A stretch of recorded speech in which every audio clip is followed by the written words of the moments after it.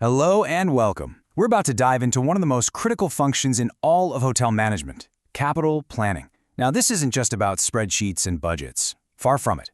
This is about how a hotel's big vision becomes a physical reality. It's how we create the spaces and experiences that really define our brands and, of course, keep our guests coming back.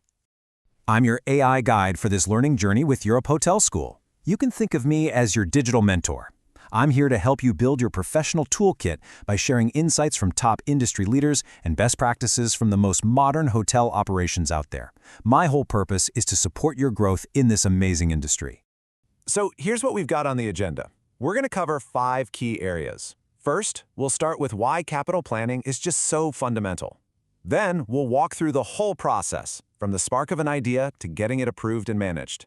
And we'll finish up by looking at how we learn from our investments and master that delicate art of balancing priorities. All right, let's get started. Okay, first things first. Let's really set the foundation here. Why does capital planning matter so much in hospitality? Because it's about so much more than just the money. It's literally about building the future of our properties.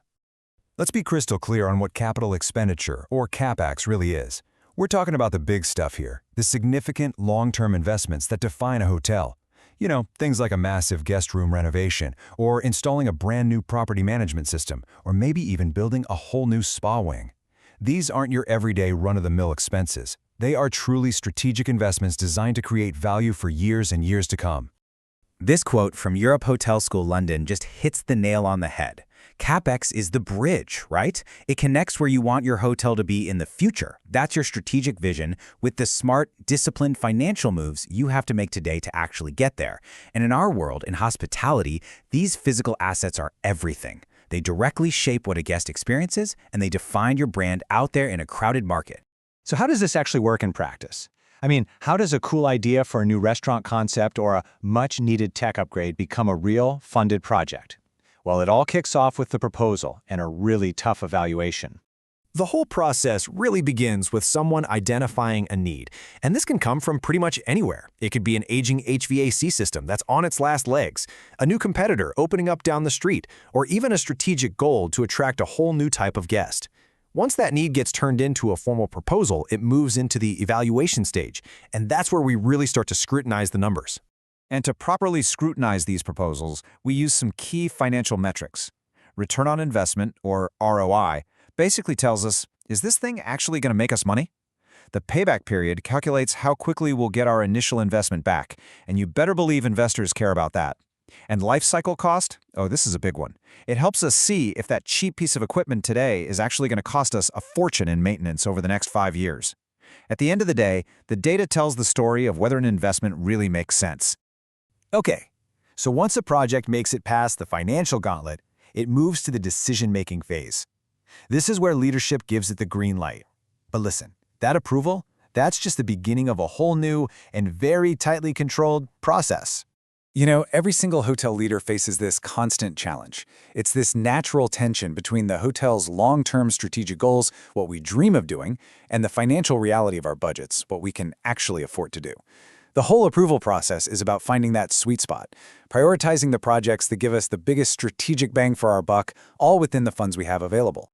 And after that approval, a project doesn't just run itself, not even close. Disciplined project control is absolutely non-negotiable.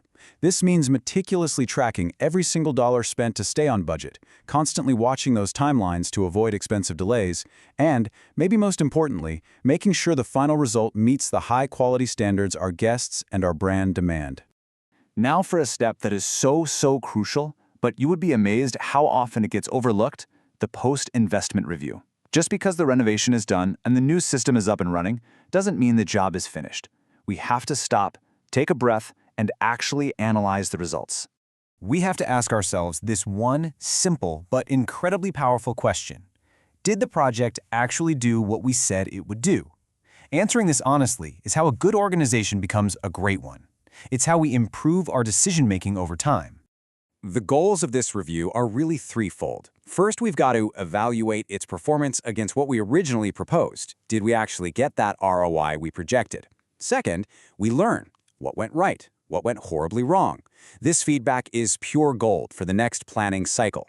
And finally, it creates accountability across the entire organization. All right, in our final section, we're going to bring all these ideas together. You see, effective capital planning isn't just a one-time thing. It's a continuous cycle, and it's all rooted in a fundamental principle of management, the art of balancing.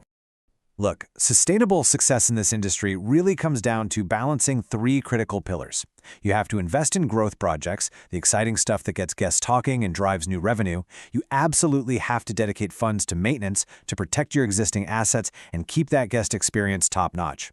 And you have to do all of that within a framework of financial sustainability to ensure the business is healthy for the long haul. If you neglect any one of these, the whole structure starts to get pretty shaky. And that brings us right to our final thought, and really to you.